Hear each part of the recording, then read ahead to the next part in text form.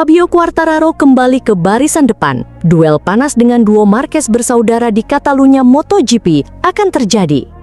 Kualifikasi MotoGP Catalunya di Montmello menghadirkan sebuah cerita besar yang tak hanya mengejutkan paddock, tetapi juga menyalakan kembali antusiasme penonton. Fabio Quartararo yang dalam beberapa musim terakhir kerap kesulitan menjaga konsistensi, kini kembali ke panggung utama. Dengan perjuangan keras sejak Q1 hingga menembus Q2, pembalap asal Prancis ini berhasil mengamankan posisi kedua di grid, tepat di tengah persaingan dua bersaudara Marquez yang mengapitnya di barisan depan. Bagi Quartararo, posisi ini lebih dari sekedar angka di papan hasil kualifikasi. Ini adalah simbol kebangkitan, sebuah pesan bahwa dirinya belum habis. Dari awal akhir pekan, Fabio tampak lebih percaya diri meskipun harus melewati jalan sulit. Bersama nama-nama besar seperti Pecco Bagnaia, Jorge Martin hingga Joan Mir, Quartararo terpaksa melalui Q1. Tekanan besar ada di pundaknya, karena kegagalan menembus Q2 berarti terjebak di tengah kerumunan, sesuatu yang sangat berbahaya di Montmello. Namun, Quartararo memperlihatkan sisi terbaiknya. Dengan memanfaatkan slipstream dari Binder pada momen krusial, ia mampu mencatat waktu kompetitif yang membawanya lolos ke Q2. Disinilah performa sebenarnya terlihat. Ia tidak lagi sekedar bertahan, melainkan menyerang. Ketika para pembalap lain sibuk bertarung untuk tiap milidetik, Fabio menjaga ketenangan, ia mencatat lap bersih, meminimalisir kesalahan dan akhirnya mengamankan P2 hanya kalah dari Alex Marquez yang menorehkan rekor lap baru dengan 1 menit 37 detik, 536 detik. Alex tampil luar biasa di kandang sendiri. Dengan dukungan penuh publik Catalunya, ia membuktikan bahwa dirinya bukan hanya bayangan sang kakak. Pole position ini adalah yang kedua dalam karir MotoGP-nya dan terasa sangat spesial karena diraih di sirkuit yang begitu dekat dengan hatinya. Alex bahkan dengan percaya diri menyebut bahwa sprint kali ini bisa menjadi momen besar, meski ia tetap mewaspadai risiko aus ban yang bisa merusak ritme. Sementara itu, Marc Marquez tetap konsisten. Ia mungkin tidak secepat Alex dalam satu putaran, tetapi pengalamannya berbicara banyak. Marc tahu kekuatannya ada di balapan jarak jauh. Ia mengakui keunggulan sang adik di Montmello, tetapi ia juga menegaskan bahwa strategi balapan panjang akan menjadi senjatanya. Dengan P3 di grid, Marc berada di posisi sempurna untuk menunggu momen, menyerang di saat lawan mulai goyah, dan memanfaatkan setiap celah yang muncul.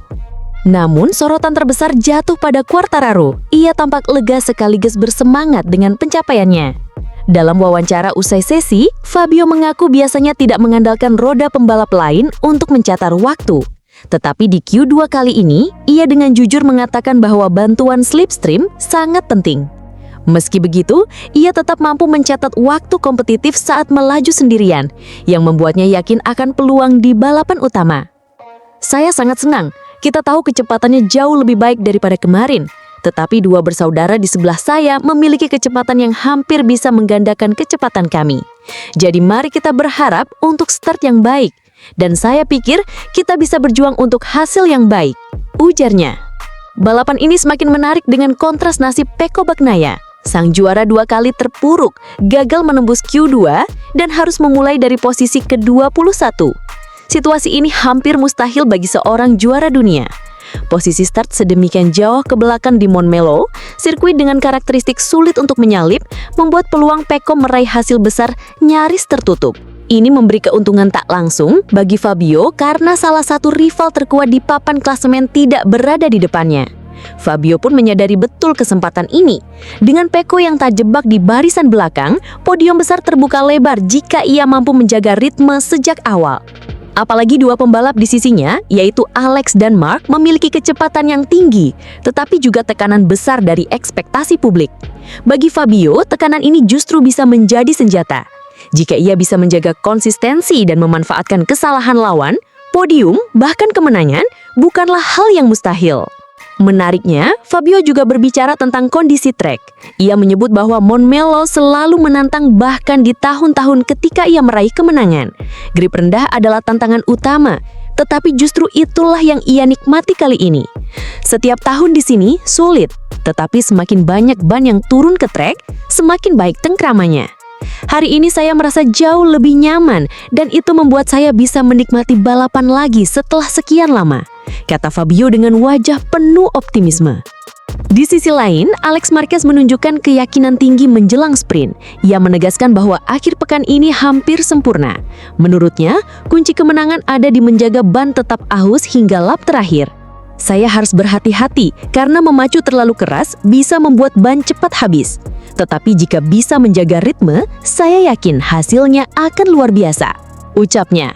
Alex bahkan menambahkan bahwa dirinya menempatkan Mark di antara mereka untuk duel di sprint, seolah mengantisipasi bahwa kakaknya akan selalu hadir sebagai faktor penentu. Mark sendiri tak bisa diremehkan. Dengan pengalaman panjang, ia tahu kapan harus menekan dan kapan harus bertahan. Ia sadar bahwa Alex lebih kuat di lap-lap awal, sementara dirinya lebih konsisten di balapan jarak jauh. Di antara keduanya, kehadiran Fabio menjadi elemen tak terduga. Mark mengakui kecepatan Fabio masih sedikit di bawah mereka, tetapi ia tidak menutup kemungkinan bahwa Fabio bisa menjadi ancaman serius.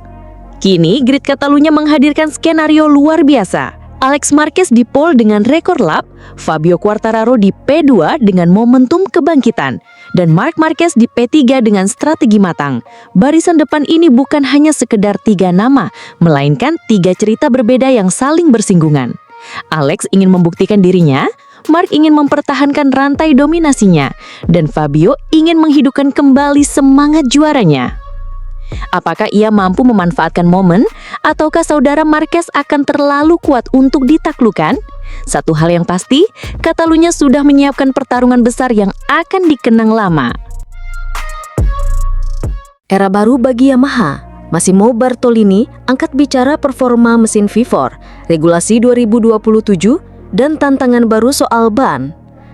Massimo Bartolini, kepala teknis Yamaha, menghadapi tantangan besar dengan perubahan filosofis yang akan mengubah arah tim Yamaha dalam MotoGP.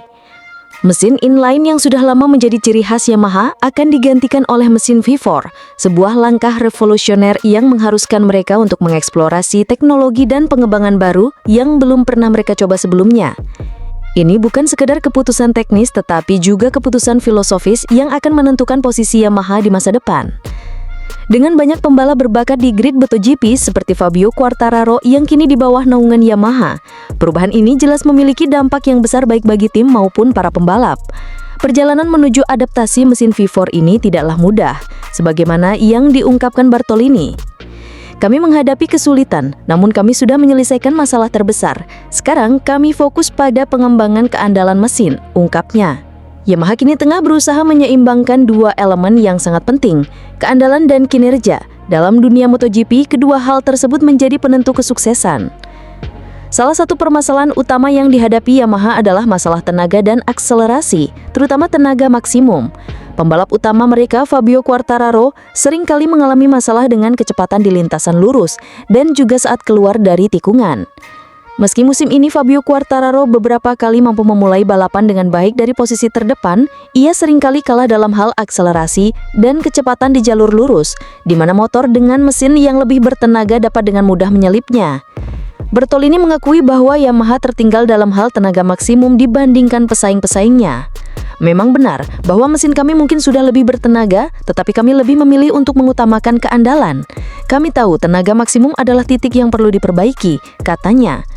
Meskipun mesin Yamaha memiliki potensi tenaga yang lebih besar, mereka masih memilih untuk memprioritaskan keandalan terlebih dahulu, terutama dalam hal pengaturan elektronik yang mengatur tenaga mesin selama balapan. Bagi Yamaha, memastikan bahwa mesin mereka dapat bertahan sepanjang balapan tanpa mengalami masalah adalah prioritas utama. Keandalan motor, bagi Bartolini, adalah kunci untuk bersaing dengan tim-tim besar lainnya di MotoGP, termasuk tim seperti Ducati yang memiliki keunggulan dalam hal kekuatan mesin dan kecepatan lintasan lurus.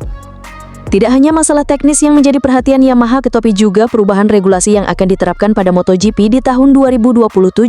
Salah satu perubahan besar yang akan datang adalah pengurangan kapasitas mesin dari 1000 cc menjadi 850 cc.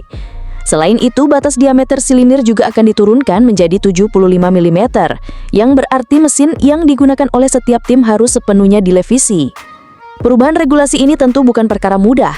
Kami akan mulai dengan mesin yang memiliki dasar yang serupa dengan mesin tahun ini, tetapi hampir semua komponen harus dirombak. Mesin akan lebih ramping, dan kami perlu memikirkan bagaimana pengurangan kapasitas ini mempengaruhi kinerja motor, kata Bartolini.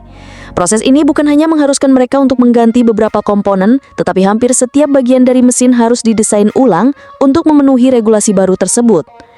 Meskipun begitu, Bartolini melihat perubahan ini sebagai sebuah peluang. Ini adalah kesempatan bagi Yamaha untuk bersaing dari awal lagi, seperti halnya pabrikan lainnya. Setiap tim harus merombak mesin mereka, dan ini memberi kami peluang untuk memperkecil jarak dengan tim-tim yang sudah lebih maju, tambahnya. Namun pengurangan kapasitas mesin ini juga berarti penurunan tenaga sekitar 15%. Yamaha harus bekerja keras untuk menyeimbangkan pengurangan tenaga ini dengan keandalan mesin mereka, sehingga tetap bisa bersaing dengan para pesaing terdepan di MotoGP. Salah satu tantangan terbesar yang dihadapi oleh Yamaha adalah perubahan pemasok ban yang kini beralih dari Michelin ke Pirelli.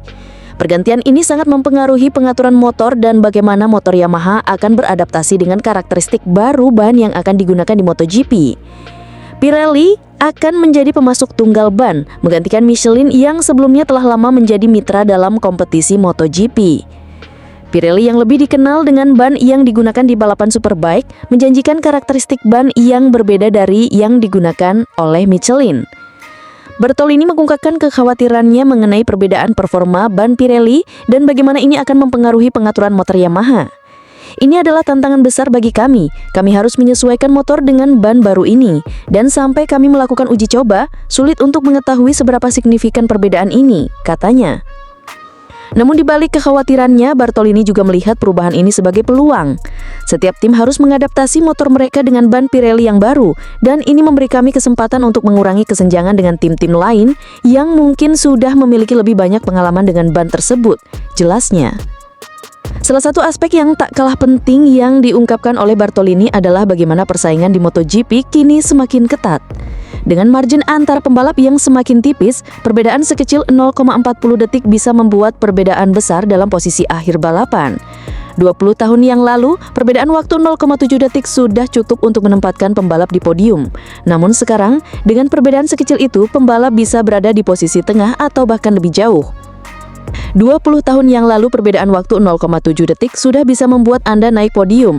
Namun sekarang, dengan perbedaan 0,7 detik Anda bisa berada di posisi ke-15.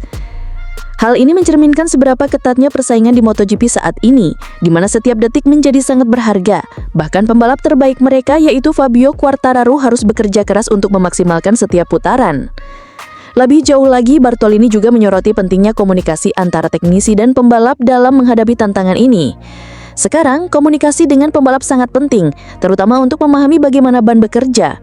20 tahun yang lalu hal ini tidak dilakukan, namun sekarang komunikasi semacam itu menjadi bagian fundamental dalam setiap balapan. Perubahan besar yang dihadapi Yamaha di MotoGP tidak hanya mengenai mesin atau ban baru. Ini tentang bagaimana mereka beradaptasi dengan setiap tantangan yang datang dan memanfaatkan peluang yang ada untuk tetap bersaing dengan tim-tim terdepan. Yamaha tidak hanya menargetkan untuk kembali ke posisi puncak, tetapi juga berusaha untuk mempertahankan stabilitas dan keandalan motor mereka dalam setiap balapan. Bagi Yamaha, masa depan penuh dengan tantangan besar, tetapi mereka yakin bahwa dengan tekad, strategi yang jelas, dan kemampuan untuk beradaptasi, mereka bisa kembali menjadi pesaing kuat di MotoGP. Massimo Bartolini dan tim teknis Yamaha telah menetapkan tujuan jangka panjang untuk mencapai hal ini, dan meskipun jalan yang akan ditempuh tidak mudah, mereka tetap optimis dan siap menghadapi semua yang akan datang.